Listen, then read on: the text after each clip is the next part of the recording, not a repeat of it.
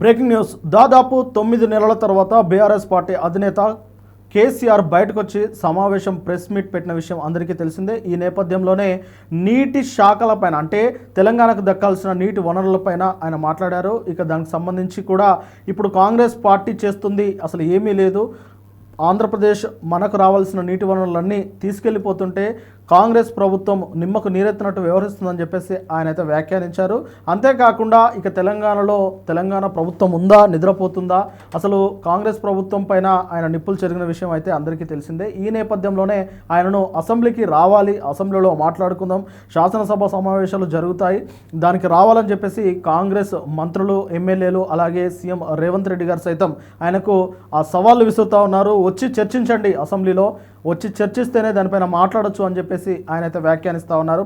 ఈ నేపథ్యంలోనే ఇక 2 పర్యాయాలు అంటే దాదాపు 3 సార్లు అసెంబ్లీ సమావేశాలు జరిగాయి.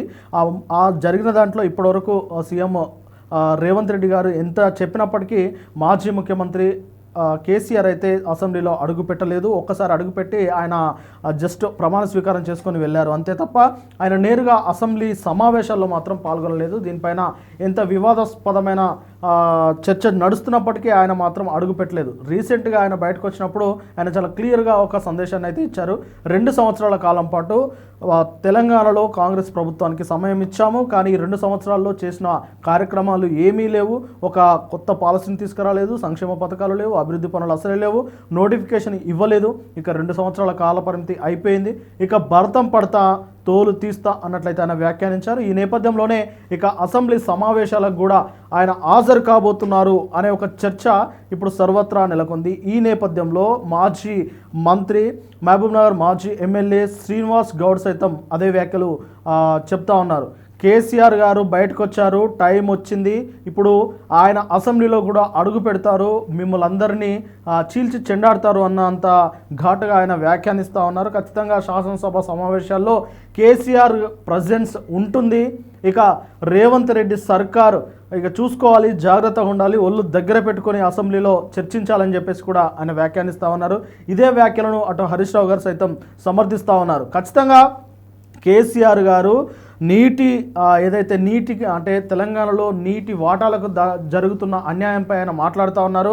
ఇక అసెంబ్లీలో మేము సైతం మాట్లాడతాము, మాకు ప్రధాన ప్రతిపక్ష నాయకులుగా మాకు ఇవ్వాల్సిన సమయము శాసనసభలో మాకు ఇవ్వడం లేదు, కనీసం బీజేపీ నేతలకు అటు సిపిఐ నేతలకు అంటే ఒకే ఎమ్మెల్యేగా ఉన్న సిపిఐకి ఇచ్చినంత టైం కూడా బీఆర్ఎస్ నాయకులకు ఇవ్వడం లేదు, తగినంత సమయం ఇవ్వండి, మీ భరతం పడతామన్నట్లు హరీష్ రావు గారు మాట్లాడుతూ ఉన్నారు. ఖచ్చితంగా కేసీఆర్ గారు వస్తారు, కానీ కేసీఆర్ గారిని తిట్టేందుకే ఈ శాసనసభ సమావేశాలను నిర్వహిస్తున్నారు కాబట్టి దానిపైన బీఆర్ఎస్ పార్టీ ఆలోచిస్తుంది.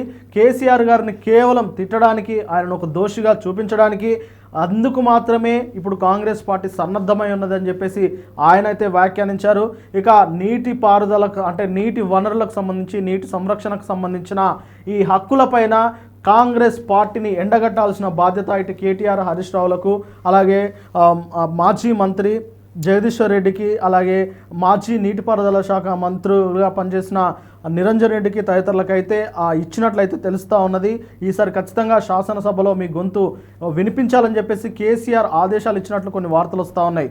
మరి మొత్తానికి ఈ 2 సంవత్సరాల కాలపరిమితి పూర్తయిన సందర్భంగా కేసీఆర్ గారు శాసనసభ సమావేశాలకు హాజరవుతారా కాదా అనేది ఇప్పుడు చర్చనీయాంశంగా మారింది. అయితే ఖచ్చితంగా కేసీఆర్ గారు హాజరు అవుతారు అని చెప్పేసి చాలామంది చెబుతా ఉన్నారు. ఒకవేళ కేసీఆర్ గారు హాజరు అయితే మాత్రం ఏంటి పరిస్థితి అనే దానిపైన ఇప్పుడు చర్చ నడుస్తూ ఉన్నది. ఖచ్చితంగా కేసీఆర్ గారు హాజరైతే ప్రధాన ప్రతిపక్ష నేతగా ఆయనకు ఇవ్వాల్సిన గౌరవం, ఆయనకు ఇవ్వాల్సిన సమయం కూడా ఖచ్చితంగా ఇవ్వాల్సి వస్తుంది. మరి ఆ సమయంలో వారు అంటే గత ప్రభుత్వంలో 2 పర్యాయాలు బీఆర్ఎస్ పార్టీనే తెలంగాణలో అధికారం చేసింది కాబట్టి ఆ సమయంలో జరిగిన ఏవైతే ప్రాజెక్టులపైన చర్చించే అవకాశం ఉంటుంది. అలాగే అప్పులు, తెలంగాణ మొత్తం అప్పుల పాలైందని చెప్పేసి రేవంత్ సర్కార్ అయితే పదే అంటుంది, అప్పులపైన చర్చించే అవకాశం ఉంటుంది. ఇక ఇటీవల రేవంత్ రెడ్డి గారు సైతం రేవంత్ రెడ్డి గారు పాలమూరు గడ్డపైన ఆయన మాట్లాడుతూ కేసీఆర్ గారు సభలోకి వస్తే తగినంత సమయం ఇస్తాము, తగిన టాపిక్ పైన చర్చిద్దాము, అటు కాళేశ్వరం పైన మాట్లాడదామా, లేదంటే ఇటు నీటి అంటే పాలమూరు రంగారెడ్డి ఎత్తిపోతల పథకం పైన మాట్లాడదామా, లేదంటే నిరుద్యోగం పైన మాట్లాడదామా, నీళ్లపైన మాట్లాడదామా, నిధులపైన మాట్లాడదామా, లేదంటే కాంగ్రెస్ ప్రభుత్వం తీసుకొచ్చిన ఇందిరమ్మ ఇళ్లపైన మాట్లాడదామా, ఫ్రీ బస్ పైన మాట్లాడదామా, సబ్జెక్ట్ ఏదైనా మీరే తేల్చుకోండి. అసెంబ్లీకి రాండి, దమ్ముంటే అసెంబ్లీకి రండి అని చెప్పేసి అయితే ఆయన సవాలు విసురుతూ ఉన్నారు రేవంత్ రెడ్డి గారు. మరి చూడాలి రేవంత్ రెడ్డి గారి సవాల్ను బీఆర్ఎస్ పార్టీ ఏ విధంగా తీసుకుంటుంది, బీఆర్ఎస్ అధినేత కేసీఆర్ గారు ఏ విధంగా తీసుకుంటారు. ఇక కేసీఆర్ గారు మాటలకు రేవంత్ రెడ్డి గారు ఖచ్చితంగా గట్టిగానే నొచ్చుకున్నట్లయితే తాజా మాటలను బట్టి చూస్తుంటే అర్థమవుతా ఉన్నది. ఒకవేళ ఆయన అసెంబ్లీలో కనుక అడుగు పెడితే అది ఖచ్చితంగా ఒక రణరంగంగా ఉండబోతుంది అనేది సర్వత్రా ఆసక్తి నెలకొంది. చూడాలి మరి అసెంబ్లీ సమావేశాల్లో కేసీఆర్ గారి ప్రజెన్స్ ఉంటుందా ఉండదా అనేది అయితే మరికొద్ది రోజుల్లోనే తెలిసే అవకాశం అయితే కనిపిస్తూ ఉన్నది.